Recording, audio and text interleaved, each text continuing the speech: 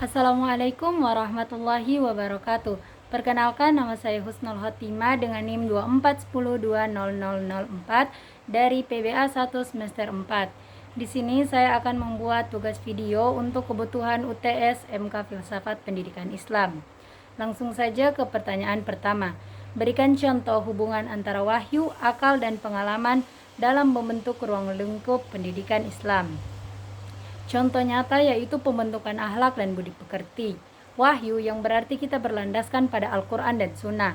Contohnya dalam Al-Quran kita diperintahkan untuk berbuat baik kepada kedua orang tua, di mana ayat tersebut terdapat dalam Quran surah Al-Isra ayat 23. Kemudian akal kita memproses bagaimana pendidik menggunakan cara terbaik menanamkan nilai yang berlandaskan pada Al-Quran tadi, melalui metode kisah ataupun ceramah kepada peserta didik tersebut. Dan setelah itu, peserta didik melakukan praktik langsung, yaitu pengalaman.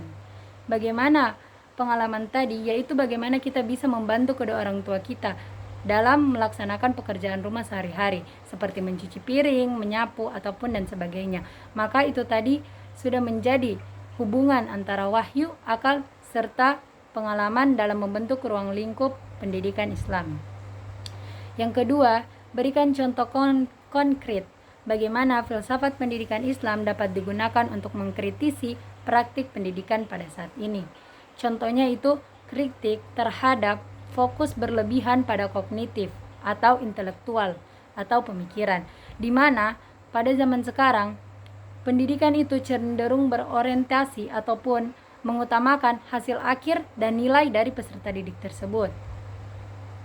Kritik filsafat pendidikan Islam menekankan bahwa sebenarnya tujuan pendidikan adalah pembentukan insan yang sempurna, yang seimbang antara intelektual, akliyah, spiritual, ruhiyah, dan juga moral atau halukiyah. Kecerdasan tanpa akhlak itu sangat berbahaya. Kurikulum tidak boleh hanya menilai apa yang diketahui siswa, tetapi bagaimana siswa bersikap. Jadi itu salah satu yang bisa kita kritisi pada saat ini.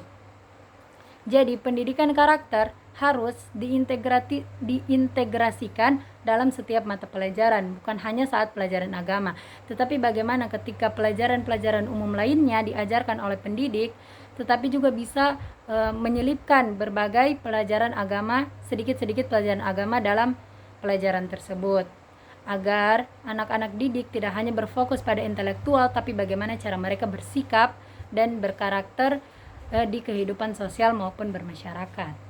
Kemudian yang ketiga, berikan contoh keterkaitan antara konsep manusia sebagai abd, hamba, dan khalifah dalam menentukan arah pendidikan.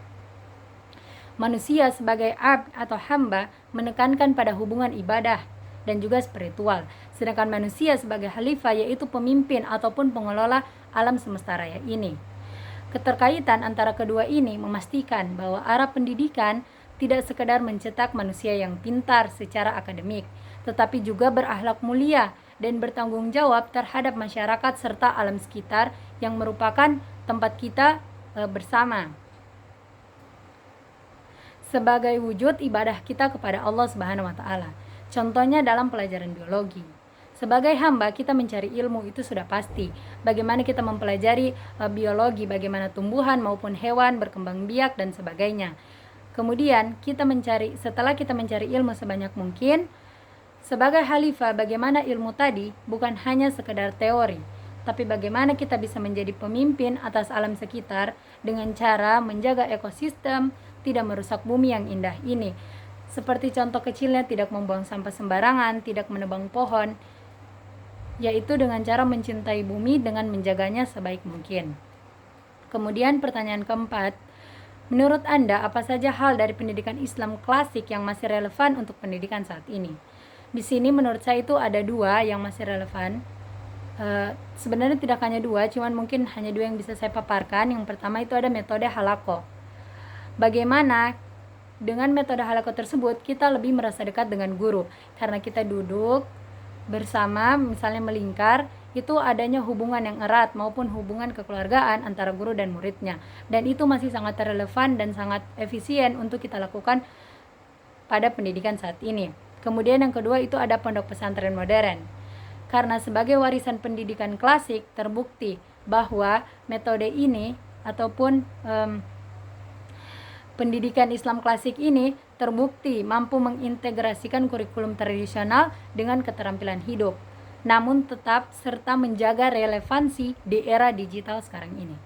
Kemudian pertanyaan terakhir, apakah posisi peserta didik di dalam pendidikan Islam, subjek atau objek?